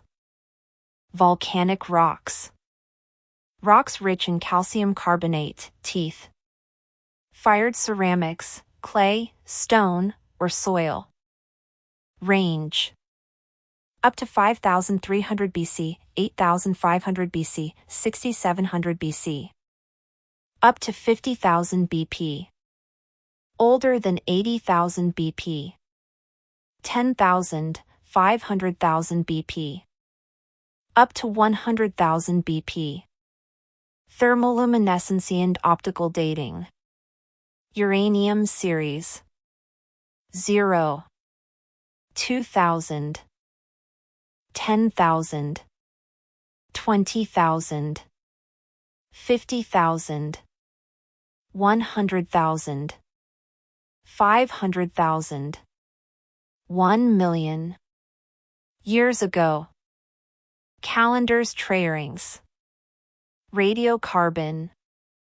Electron spin resonance. Potassium argon. Fission track. Obsidian hydration. Archaeomagnetism. Geomagnetic reversals. Aminoacid Minimum sample size. From 5, 10 milligrams, 10, 20 G wood charcoal or 100, 200 G bone. 200 milligrams 30 millimeters diameter 5 millimeters thick. Until the development of the first scientific dating techniques around the beginning of the 20th century, dating in archaeology depended almost entirely on connections with chronologies and calendars that people in ancient times had themselves established. Such dating methods are still of immense value today. In the ancient world, literate societies recorded their own history in written documents. In Egypt, the Near East, and ancient China, for example, history was recorded in terms of the successive kings, who were organized in groups of dynasties. As we shall see, there were also very precise calendrical systems in Mesoamerica. Archaeologists have to bear in mind three main points when working with early historical chronologies. First, the chronological system requires careful reconstruction, and any list of rulers or kings needs to be reasonably complete. Second, the list, although it may reliably record the number of years in each reign, has still to be linked with our own calendar.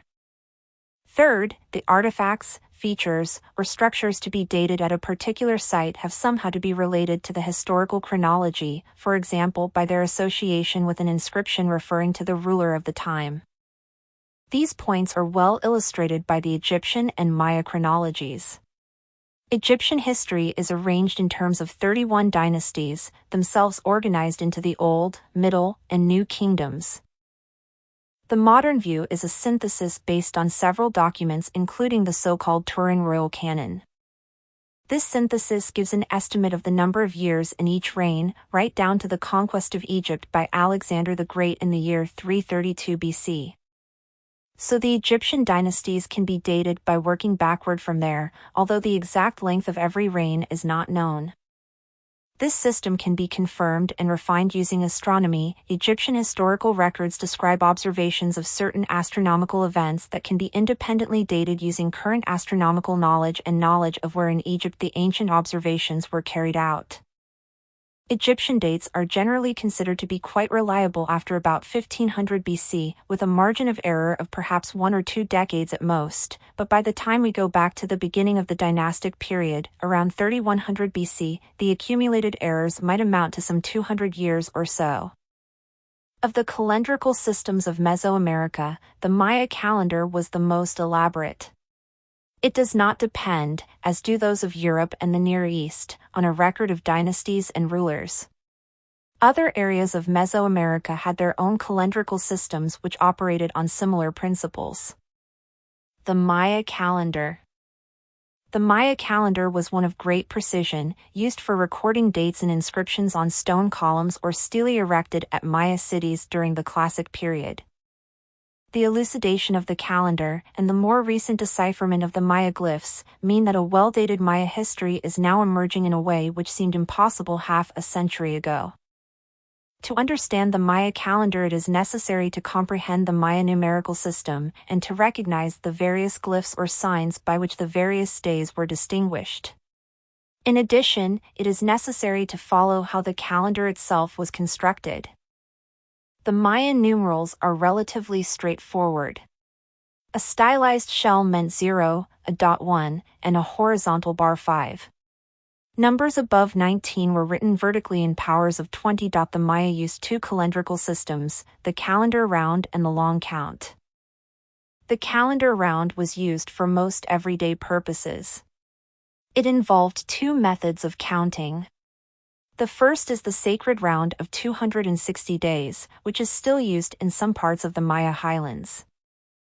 We should imagine two interlocking cogwheels, one with numbers from 1 to 13, the other with 20 named days. Day 1 will be 1 Amix, day 2 is 2 Ik, day 3 is 3 Akbal, and so on until day 13, which is 13 Ben. But then day 14 is 1 Ix, and so the system continues. The sequence coincides again after 260 days, and the new sacred round begins with 1 Amix once more. In conjunction with this, the solar year was recorded, consisting of 18 named months each of 20 days, plus a terminal period of 5 days. The Mayan New Year began with 1 Pop, the next day was 2 Pop, and so on. Mexico. Ticalrio Azul.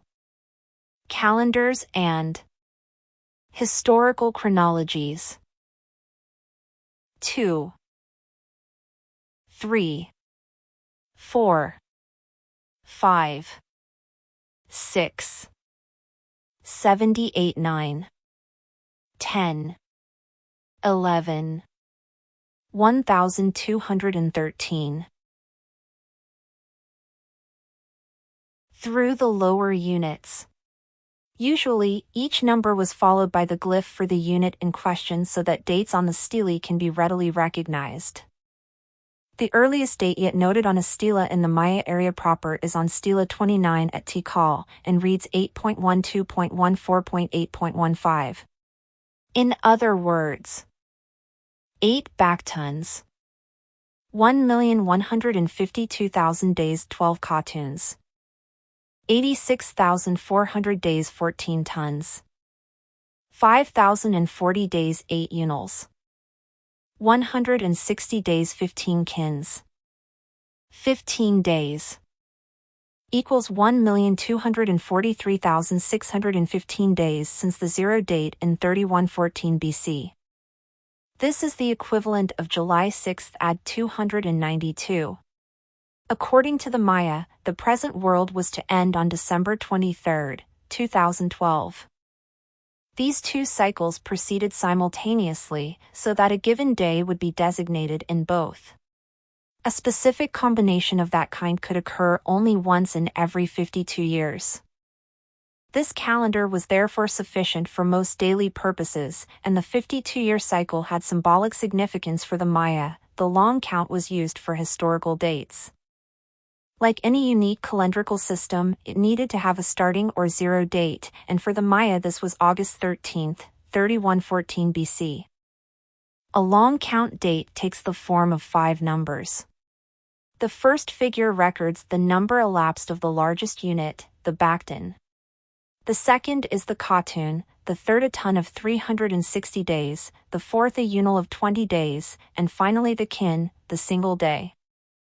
A positional notation was used, starting at the top with the number of Baktons and proceeding downwards. For .11 the long count was used to record historical dates. Here, in a tomb at the city of Rio Azul, the date given, reading from left to right and top to bottom, is 8.19. January 9th, 13 Ben 16 mol, or 8 Baktons, 19 Khatuns, 1 ton, 9 Unals, and 13 Kins, with the day and month names 4 Ben and 16 mol. In modern terms, this is September 27th at 417. 4.12 The calendar round can be visualized as a set of interlocking cogwheels. The 260-day cycle is created by the interlocking of the two wheels shown above. Meshing with this is the 365-day cycle. The specific conjoining of day names given here cannot return until 52 years have passed. Using a historical chronology. It is relatively easy for the archaeologist to use a historical chronology when abundant artifacts are found that can be related closely to it. Thus, at major Maya sites such as Tikal or Copan, there are numerous stelae with calendrical inscriptions that can often be used to date the buildings with which they are associated. The artifacts associated with the buildings can in turn be dated, for instance, if a pottery typology has been worked out, finding known types of pottery in such historically dated contexts allows the pottery typology itself to be dated. Contexts in buildings on other sites lacking inscriptions can be dated approximately through the occurrence of similar pot types. Sometimes artifacts themselves carry dates, or the names of rulers that can be dated. Many Maya ceramics bear such hieroglyphic inscriptions. For the Roman and medieval periods of Europe, coins normally carry the name of the issuing ruler, and inscriptions or records elsewhere often allow the ruler to be dated. But it is crucial to remember that to date a coin or an artifact is not the same thing as to date the context in which it is found. The date of the coin indicates the year in which it was made. Its inclusion within a sealed archaeological deposit establishes simply a terminus post quem. In other words, the deposit can be no earlier than the date on the coin, but it could be later than that date. A well-established historical chronology in one country may be used to date events in neighboring and more distant lands that lack their own historical records but are mentioned in the histories of the literate homeland. Similarly, archaeologists can use exports and imports of objects to extend chronological linkages by means of cross-dating with other regions. For instance, the presence of foreign pottery in well-dated ancient Egyptian contexts establishes a terminus ante quem for the manufacture of that pottery. It cannot be more recent than the Egyptian context. Equally, Egyptian objects, some with inscriptions allowing them to be accurately dated in Egyptian terms, occur at various sites outside Egypt, thereby helping to date the contexts in which they are found. Dating by historical methods remains the most important procedure for the archaeologist in countries with a reliable calendar supported by a significant degree of literacy. Where there are serious uncertainties over the calendar, or over its correlation with the modern calendrical system, the correlations can often be checked using other absolute dating methods, to be described below. Outside the historic and literate lands, however, cross-dating and broad typological comparisons have been almost entirely superseded by the various scientifically based dating methods described below. So that now, all the world's cultures can be assigned absolute dates. Any absolute dating method depends on the existence of a regular, time-dependent process. The most obvious of these is the system by which we order our modern calendar, the rotation of the Earth around the Sun once each year. Because this yearly cycle produces regular annual fluctuations in climate, it has an impact on features of the environment that can be measured to create a chronology. For absolute dating purposes, the sequence needs to be long and complete, linked to the present day, and capable of being related to the materials we want to date. 4.13 A historical chronology for ancient Egypt. The broad terminology is generally agreed by Egyptologists, but the precise dating of the different periods is disputed. Overlapping dates between dynasties' kingdoms indicate that separate rulers were accepted in different parts of the country. Ancient Egyptian chronology. Late period dynasties 26-31. Annual cycles, varves, speleothems, and trirings. Basis of method. Most trees produce a ring of new wood each year, and these circles of growth can easily be seen in a cross-section of the trunk of a felled tree. These rings are not of uniform thickness. In an individual tree, they will vary for two reasons. First, the rings become narrower with the increasing age of the tree. Second, the amount a tree grows each year is affected by fluctuations in climate. In arid regions, rainfall above the average one year will produce a particularly thick annual ring. In more temperate regions, sunlight and temperature may be more critical than rainfall in affecting a tree's growth. Here, a sharp cold spell in spring may produce a narrow growth ring. Dendrochronologists measure and plot these rings and produce a diagram indicating the thickness of successive rings in an individual tree. Trees of the same species growing in the same area will generally show the same pattern of rings, so the growth sequence can be matched between successively older timber. Chronology. Evidence of annual fluctuations in climate is widespread. Changes in temperature in polar regions result in annual variations in the thickness of polar ice, which scientists can study from cores drilled through the ice. Similarly, in lands bordering the polar regions, the melting of the ice sheets each year when temperatures rise leads to the formation of annual deposits of sediment in lake beds, called varves, which can be counted. Considerable deposits of varves were found in Scandinavia, representing thousands of years, stretching from the present back to the beginning of the retreat of the glacial ice sheets in the region 13,000 years ago. The method allowed, for the first time, a fairly reliable estimate for the date of the end of the last ice age, and hence made a contribution to archaeological chronology not only in Scandinavia but in many other parts of the world as well. Sedimentation in limestone caves forms speleothems and is often subject to annual fluctuations, so that recognizable annual layers or rings are formed. These vary in thickness depending on climatic factors, mainly rainfall, and so preserve a potentially useful climatic record. Individual rings can be dated by the uranium-thorium method with increasing precision. It has been claimed that the volcanic eruption of Thera in the Aegean can be recognized by increased concentrations of bromine, sulfur and molybdenum in the rings of a stalagmite in North Turkey at Sofular Cave, and the uranium-thorium dates obtained have been used to support a high dating of c. 1600 BC for the controversial Minoan eruption of Thera.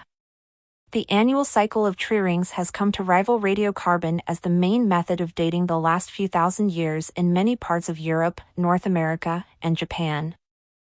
Tree ring dating. The modern technique of tree ring dating was developed by American astronomer A. E. Douglas in the early decades of the last century, although many of the principles had been understood long before that.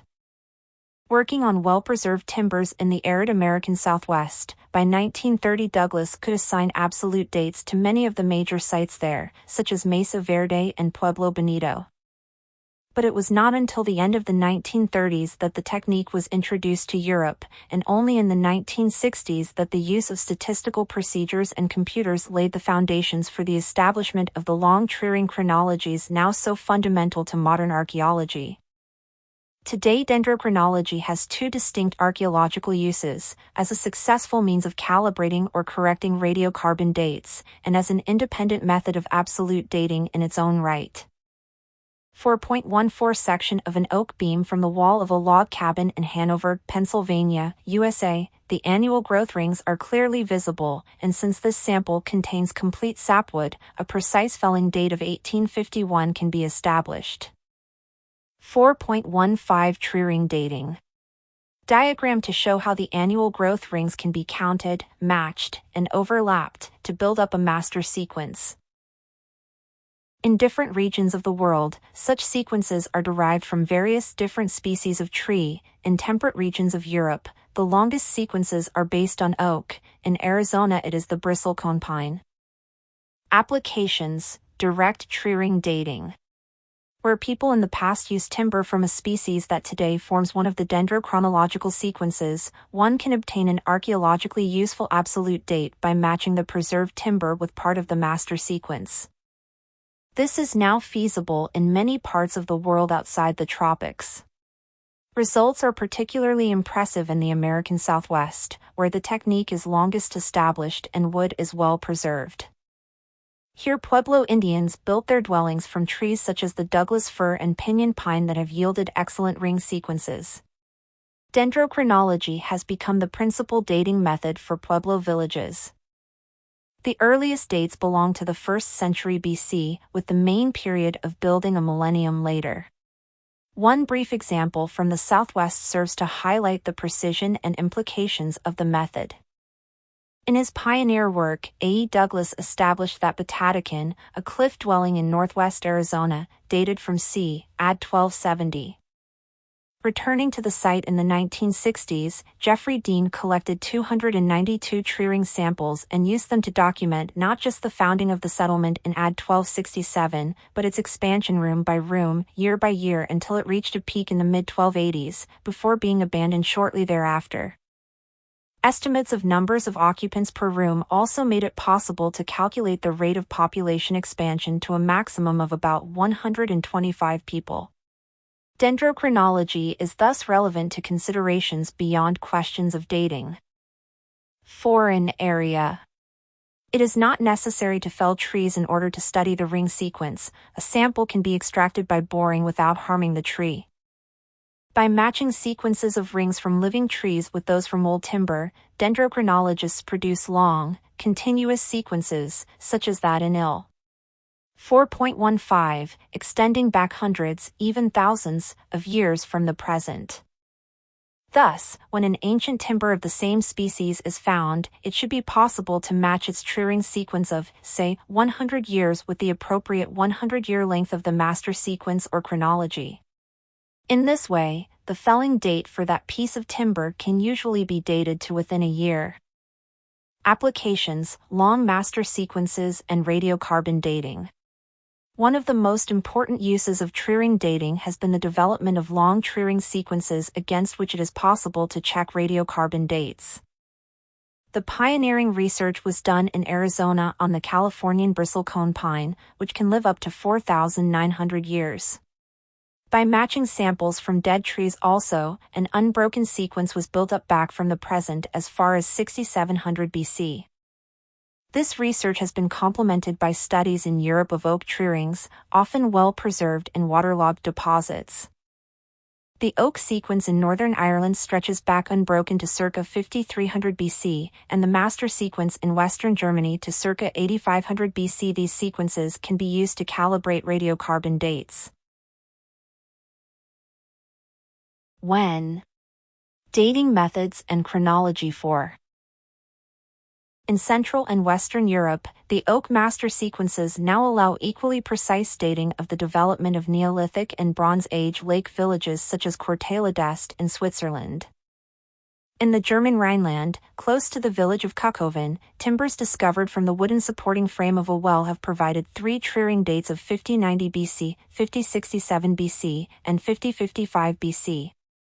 The timbers were associated with sherds of the linear bandceramic culture and thus provide an absolute date for the early practice of agriculture in Western Europe. The earliest tree ring date for the English Neolithic is 4.16. Tree ring dating of the late Bronze Age settlement of Cortala d'Este, Switzerland, is remarkably precise. Founded in 1010 BC with a nucleus of 4 houses, the village was enlarged 4 times, and a fence added in 985 BC. From the Sweet Track in the Somerset Levels, a plank walkway constructed across a swamp during the winter of 3806 BC, or shortly after. Sometimes local chronologies remain floating, their short-term sequences not tied into master sequences. In many parts of the world, however, master sequences are gradually being extended and floating chronologies fitted into them. In the Aegean area, a master sequence is now available back to early medieval times, with earlier floating sequences stretching back in some cases to 7200 BC in future, the link between them.